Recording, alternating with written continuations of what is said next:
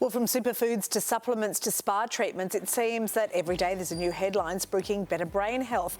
And for good reason. This week, new data revealed the number of Australians with dementia will double over the next 3 decades, blowing out to more than 800,000 people by 2054. The research also pinpointed where Australians will develop dementia. New South Wales coastal areas, including Port Macquarie and Coffs Harbour, as well as Bundaberg in Queensland, the Mornington Peninsula in Victoria and Adelaide's eastern suburbs are currently ranked among the highest for prevalence in dementia in this country. For more, we welcome GP Dr. Michaela Sorensen. Welcome to you, Michaela. Okay, when we talk about these hotspots, basically it's about age, isn't it, in these areas? Absolutely. So there's nothing in the water that's contributing. So we need to look at the known risk factors for dementia and then the demographics of these areas. And like you said, age. So there's a huge retiree population, particularly in areas like Port Macquarie and Mornington Peninsula. So with advancing age, we know the risk of dementia increases. And some of the other areas mentioned, we know there are higher rates of heart disease, diabetes, smoking in those demographics, and that also increases your risk of dementia. Okay, let's talk about how massive this problem is, because we're a few hundred deaths away from dementia being our leading cause of death after heart disease. That is extraordinary.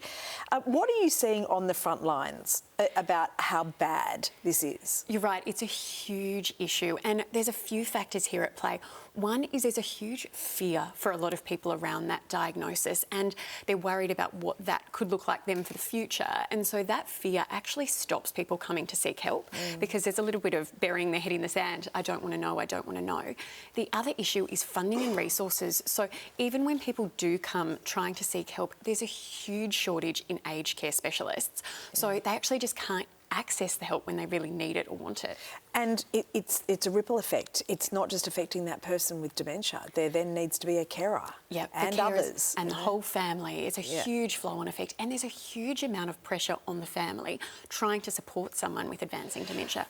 Okay, so look, there's been researchers that are working on a so-called wonder drug. You know, in the absence of that at the moment, what can people do? So one of the most important things is exercising your brain as well as your body. So doing things that challenge your brain every day, learning new skills, doing puzzles. The other big one is keeping socially connected, and that's something we're losing a lot in this day and age, but isolation is a huge risk factor for dementia.